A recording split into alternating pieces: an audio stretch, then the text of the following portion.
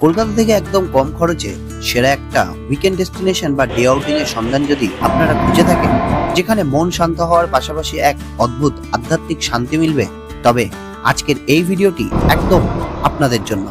এখানে ইতিহাস, ধর্ম আর অলৌকিকতা মিলেমিশে একাকার হয়ে আছে। এক অপরূপ গ্রাম্য পরিবেশের বুকে লুকিয়ে থাকা সেই পবিত্র স্থানই আজ আমরা যাব, যেখানে পা রাখলেই দূর হয়ে যায় জীবনের সব মানসিক ক্লান্তি। হ্যালো বন্ধুরা, দিশাইন অভিযানের নতুন একটি ভিডিওতে আপনাদের সবাইকে স্বাগত জানাই। আশা করি আপনারা সবাই ভালো আছেন, সুস্থ আছেন।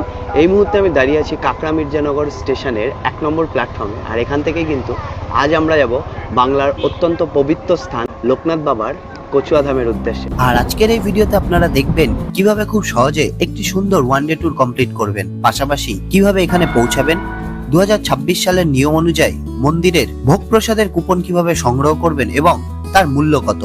এর পাশাপাশি জানবেন কেন মানুষের কাছে এই স্থান এতটা পবিত্র। বিস্তারিত সব তথ্য নিয়ে সাজানো আজকের এই ভিডিওটি একদম শেষ পর্যন্ত দেখুন। বাইরে কিন্তু ঝিরিঝিরি বৃষ্টি পড়ছে, দেখতেই পাচ্ছেন, মেঘলা ওয়েদার। আর আমরা এখন প্ল্যাটফর্মের বাইরে বেরোবো, আর সেখান থেকে কিন্তু টোটো ভাড়া করব। আপনারা যারা এই পবিত্র তীর্থস্থান ভ্রমণ করতে চান, তাদের কিন্তু সকাল সকাল শিয়ালদা স্টেশন থেকে বা বারাসাত স্টেশন থেকে হাসনাবাদগামী ট্রেন ধরে সরাসরি চলে আসতে হবে কাকড়া মির্জানগর স্টেশনে। শিয়ালদা থেকে দূরত্ব প্রায় 53 কিলোমিটার এবং ট্রেনে আসতে সময় লাগবে প্রায় 1.5 ঘন্টা মতো। স্টেশন থেকে নেমে বাইরে এলেই আপনারা পেয়ে যাবেন অটো বা টোটো, যা আপনাদের সরাসরি পৌঁছে দেবে মূল মন্দিরে। ব্রিজের পাশে যে রাস্তাটা নেমে যাচ্ছে, এই রাস্তা দিয়ে কিন্তু নেমে আপনাদেরকে নিচে যেতে হবে। আর নিচে গেলে কিন্তু আপনারা পেয়ে যাবেন টোটো স্ট্যান্ড। এখান থেকে কিন্তু আপনারা টোটো পেয়ে যাবেন। তো আমাদের টোটো কিন্তু চলার জন্য একদম প্রস্তুত, আর আমরাও রওনা দিচ্ছি কচুয়া লোকনাথ মন্দিরের উদ্দেশ্যে। স্টেশন থেকে মন্দিরের দূরত্ব মাত্র কয়েক কিলোমিটার, তবে চারপাশের এই শান্ত গ্রাম্য পরিবেশটা সত্যি অসাধারণ লাগছে। তো গল্প করতে করতে অবশেষে কিন্তু আমরা এসে পৌঁছে গেলাম বাবা লোকনাথের কচুয়া ধামের একদম মূল তোরণের সামনে। এখান থেকে কচুয়া ধাম পর্যন্ত আসতে আপনাদের কিন্তু সময় লাগবে অলমোস্ট 15 মিনিট, আর ভাড়া পড়বে 50 টাকা। আপনারা একজন আসুন তাও 50 টাকা, বা 5 জন আসুন তাও 50 টাকা। কিন্তু আপনারা যদি শেয়ারে আসেন তাহলে আপনাদেরকে অপেক্ষা করতে হবে, আর জনপ্রতি পড়বে হচ্ছে 10 টাকা করে। স্টেশনের পাশে কিন্তু কোনো খাবারের দোকান নেই, তো আমরা এখন যেটা করব, তোরণ থেকে ভেতরে কিছুটা গেলেই কিন্তু খাবারের দোকান পেয়ে যাবেন। এখান থেকেই আজকের সকালের জল খাবার খেয়ে নেব, তারপরে কিন্তু মূল মন্দিরে প্রবেশ করব। আমার পিছনেই দেখতে পাচ্ছেন একটি মিষ্টির দোকান। মন্দিরের মূল তোরণ থেকে কিছুটা এগিয়ে আসলেই কিন্তু আপনারা ডান দিকে এই দোকানটি দেখতে পাবেন। এখান থেকে কিন্তু আপনারা আপনাদের সকালের জল খাবার করে নিতে পারবেন। হলো লোকনাথ আপ্যায়ন সেন্টার। কিন্তু 4 পিস কচুরি 1 প্লেট 20 টাকা করে নেয় এবং একদম গরম গরম ভেজে আপনাদেরকে পরিবেশন করবে। মানে এখানে কিন্তু বানানো থাকে না, আপনি যে কটা চাইবেন সেই কটা কিন্তু তৎক্ষণাৎ ভেজে আপনাকে সার্ভ করবে। সত্যি বলতে এই দোকানের কচুরি কিন্তু দারুণ খেতে, স্পেশালি কিন্তু তরকারি। এই কচুরি, গরম কচুরির সাথে যে তরকারি দেয়, আলুর তরকারি, আসলে সেটা খেতে অপূর্ব টেস্ট। এই দোকানটি কিন্তু একদম মূল তোরণ থেকে একটুখানি এগিয়ে এসে আপনাদের ডান দিকে পড়বে। তো এই মুহূর্তে আমি দাঁড়িয়ে আছি মূল মন্দিরের একদম প্রবেশদ্বারের সামনে, আর আমার পেছনে যে মন্দিরটি দেখছেন এটি কিন্তু এখানকার মূল মন্দির, যেখানে রয়েছে স্বয়ং বাবা লোকনাথের বিগ্রহ। প্রতি বছর ভাদ্র মাসের কৃষ্ণ জন্মাষ্টমীর পুণ্যতিথিতে প্রায় লক্ষ লক্ষ ভক্তের সমাগম ঘটে এই মন্দিরে। উৎসবের 1-2 দিন আগে থেকে ভক্তরা দূর দূরান্ত থেকে হেঁটে বা বিভিন্ন মাধ্যমে কচুয়া ধামের উদ্দেশ্যে রওনা দেন। মন্দিরে প্রবেশ করতে কিন্তু মনটা এক অন্যরকম পবিত্রতায় ভরে ওঠে। এই কচুয়া লোকনাথ মন্দিরের ইতিহাস মূলত 1800 শতকের প্রখ্যাত হিন্দু সিদ্ধ পুরুষ এবং পরম যোগী বাবা লোকনাথ ব্রহ্মচারীর জীবন ও আধ্যাত্মিক সাধনার সঙ্গে গভীরভাবে জড়িত। ইতিহাস অনুযায়ী 1730 খ্রিস্টাব্দের এই পুণ্যভূমি কচুয়া গ্রামেই তিনি জন্মগ্রহণ করেন। মূল মন্দিরের একদম কাছেই রয়েছে একটি অত্যন্ত প্রাচীন মন্দির, যা সার্বজনীনভাবে বাবার রজ মন্দির নামে পরিচিত, যেটি এখন নতুন করে সংস্কার করা হয়েছে। এখানেই কিন্তু বাবার পৈতে হয়েছিল। এই মন্দির চত্বরে পা রাখার পর আপনাদের প্রথম কাজ হলো এখানে দুপুরের মহাপ্রসাদ গ্রহণ করা। তো কিভাবে ভোগের কুপন কাটতে হবে আর কোথা থেকে ভোগের কুপন কাটতে হবে, চলুন এবার সেটাই আপনাদের দেখিয়ে দিই। হলো কুপনের অফিস, এখান থেকে কিন্তু ভোগের কুপন আমরা সংগ্রহ করে নেব। তো দেখতেই পাচ্ছেন আমরা কিন্তু কুপন কেটে নিয়েছি, আর আমাদের কিন্তু পড়েছে এটা হচ্ছে লাল কুপন, অর্থাৎ দুপুর 12:30 থেকে কিন্তু এখানে ভোগ দেওয়া শুরু করবে। আর এই প্রত্যেকটা কুপন মূল্য কিন্তু 80 টাকা করে। আপনারা যদি বাড়িতে পার্সেল করে নিয়ে যেতে চান সেক্ষেত্রেও কিন্তু আপনাদেরকে 80 টাকাই দিতে হবে কুপন পার। আর এটাই কিন্তু দুপুরের প্রসাদ গ্রহণের সময়সূচি। প্রথম পর্যায়ে 12:30 থেকে বসানো হয়। আর এখানে কিন্তু প্রতিদিন সকাল 9টা থেকে দুপুর 12টা পর্যন্ত ভোগ প্রসাদের কুপন দেওয়া হয়, তারপর কিন্তু সম্পূর্ণ বন্ধ থাকে। আর 12:30 থেকে কিন্তু প্রথম ব্যাচ বসানো শুরু হয়ে যায়। তো শুরুতে যখন আমি স্টেশনে নেমেছিলাম তখন কিন্তু প্রচণ্ড মেঘ করেছিল এবং বৃষ্টিও হচ্ছিল, ভালো জোরেই বৃষ্টি হচ্ছিল। প্রথমে তো আমি ভেবেছিলাম হয়তো ভিডিও করা পসিবল না, কিন্তু হয়তো বাবা লোকনাথ চেয়েছিলেন যে আজকের ভিডিওটা যেন পারফেক্টলি হয়। আমি আগের বারও এসেছিলাম গত রবিবার, কিন্তু সেদিন কিন্তু একদমই ভিডিও হয়নি। আমার সমস্ত ভিডিও ফুটেজগুলো কিন্তু সম্পূর্ণ নষ্ট হয়ে গেছিলো। তো আমি পুনরায় যখন আবার আজকে আসলাম তখন কিন্তু বৃষ্টি পড়ছিল। আর আমি ভাবলাম যে হয়তো আজকেও গেল, কিন্তু বাবা লোকনাথ যখন চান তখন সবই ভালো হন। মন্দিরের ঠিক পাশে কিন্তু এখানেও ডালার দোকান রয়েছে, আপনারা কিন্তু এখান থেকেও ডালা কিনে মন্দিরে পুজো দিতে পারবেন। আপনারা যারা উপোস করে পুজো দেবেন তারা কিন্তু পুজো দেওয়ার পরে এখান থেকে কিন্তু আপনারা খাওয়া দাওয়া করতে পারবেন। এখানে কিন্তু লুচি, মুড়ি, ঘুগনি বিভিন্ন কিছু পাওয়া যায়। এই যে মন্দির প্রাঙ্গণ দেখছেন, এখানে গুরু ভগবান গাঙ্গুলির তত্ত্বাবধানে বালক লোকনাথ প্রথম সন্ন্যাস ও ব্রহ্মচর্য জীবন শুরু করেছিলেন। আর সেই কারণেই ভক্তরা এই স্থানের মাটি অত্যন্ত পবিত্র ও অলৌকিক বলে বিশ্বাস করেন। গুরুদেবের সাথে কচুয়াধাম ছাড়ার পরে বাবা লোকনাথ কিন্তু ভারতের বহু তীর্থক্ষেত্র ঘুরে অবশেষে পাড়ি দেন সুদূর হিমালয়ে। আর সেখানে দীর্ঘ কয়েক দশক ধরে কঠিন তপস্যা শেষ করে জীবনের শেষ ভাগ তিনি বর্তমান বাংলাদেশে বারদি আশ্রমে অবস্থান করেন এবং সেখানেই মহাসমাধি লাভ করেন। এই জায়গার সবকিছু ভালো, শুধু একটাই প্রবলেম যে এখানে কিন্তু খুব বেশি গাছ নেই, ফলে ছায়া খুব কম। এই যে পুরো এরিয়াটা দেখছেন, এই পুরো এরিয়াটা কিন্তু ওপেন, ফলে এখানে কিন্তু প্রচুর রোদ ওঠে আর প্রচণ্ড পরিমাণে গরম থাকে। তো আমি এখানকার কর্তৃপক্ষদের কাছে অনুরোধ করব, আপনারা যদি পসিবল হয় তাহলে অবশ্যই আরও কিছু গাছ লাগান। কারণ সত্যি কথা বলতে গরমের মধ্যে এই জায়গায় কিন্তু দাঁড়ানো বা বসা সত্যি ভীষণ কষ্টদায়ক একটা ব্যাপার। মন্দিরের ঠিক পাশেই রয়েছে পবিত্র ও অলৌকিক মহিমায় ঘেরা এই দুধপুকুর। এই দুধপুকুরের ইতিহাস ও মাহাত্ম্য অপরিসীম। লোকমুখে প্রচলিত আছে বাবা লোকনাথের অলৌকিক প্রভাবে এই পুকুরের জল একসময় দুগ্ধবর্ণ ধারণ করেছিল।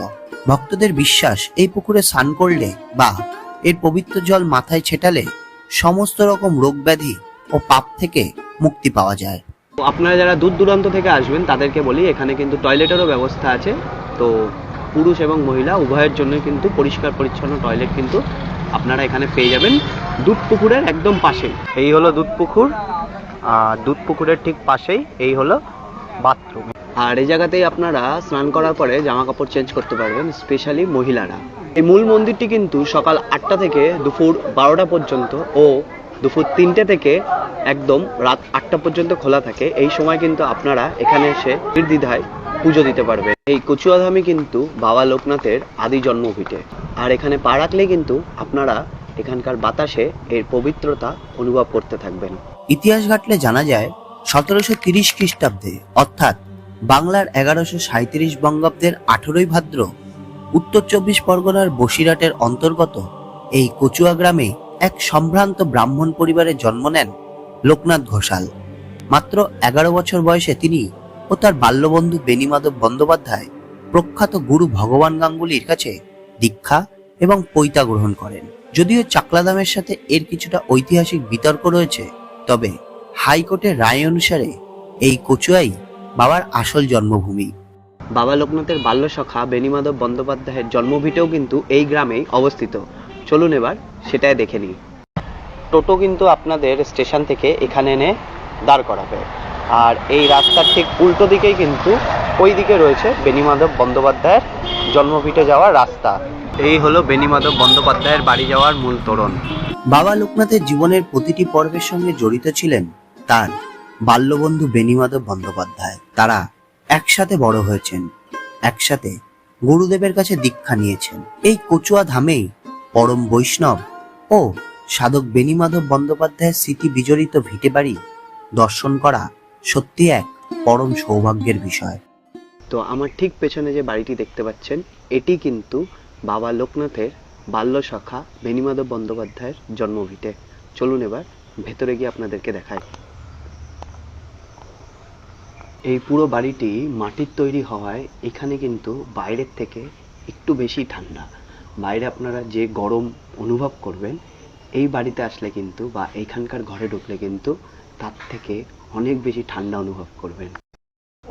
আর এখানেও কিন্তু 3 বেলা নিত্য পুজো করা হয়। না জানে কতই না ইতিহাসের সাক্ষী এই বাড়িটি।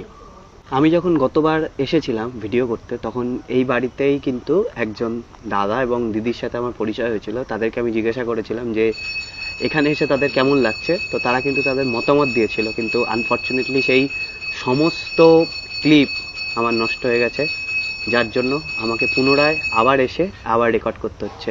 তারা যে রিভিউটা আমাকে দিয়েছিল এখানে এসে তাদের কেমন লাগছে, তাতে কিন্তু তাদের মনের শান্তি সম্পূর্ণ প্রকাশ পাচ্ছিল।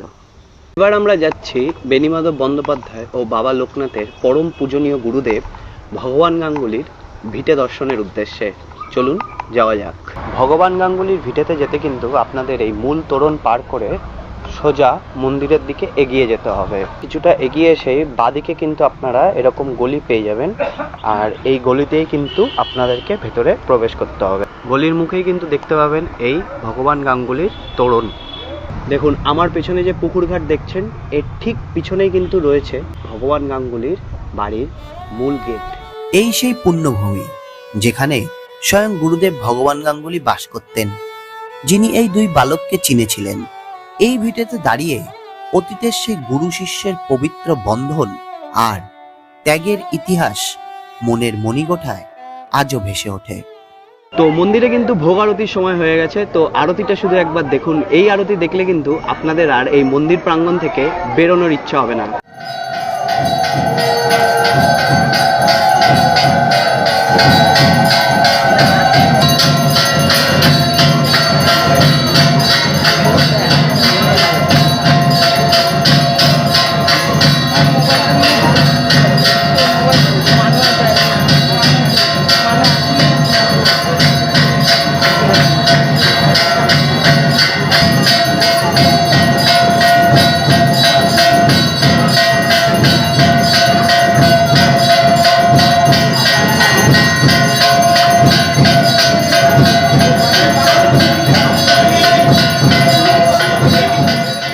এখানে কিন্তু ভক্তরা লাইন দিয়েছে পুজোর প্রসাদের জন্য, অর্থাৎ সেই প্রসাদের জন্য যেই প্রসাদ কিন্তু বাবাকে অর্পণ করা হয়েছে।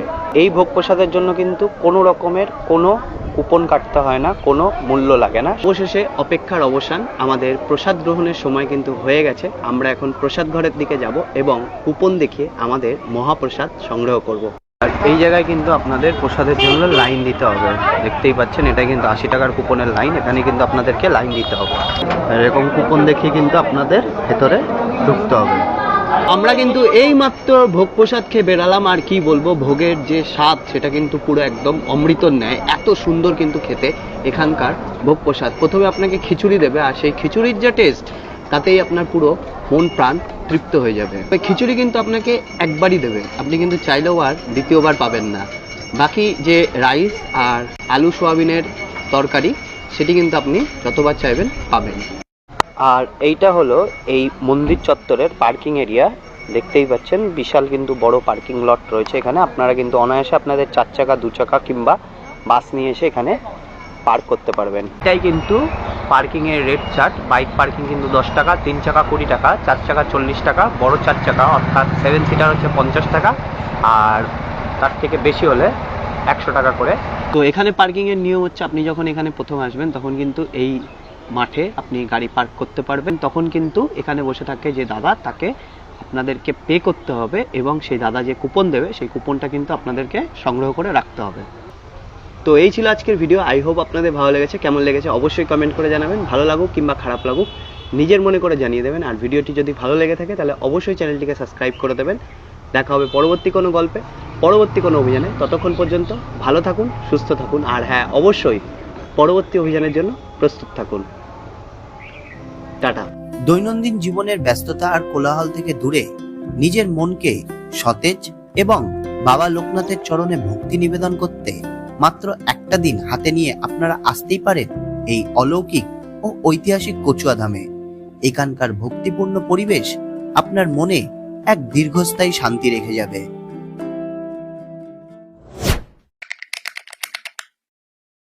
ট্রেনে আসতে হলে শিয়ালদা বা বারাসাত থেকে হাসনাবাদ লোকাল ধরে সরাসরি চলে আসুন কাকড়া মির্জানগর স্টেশনে।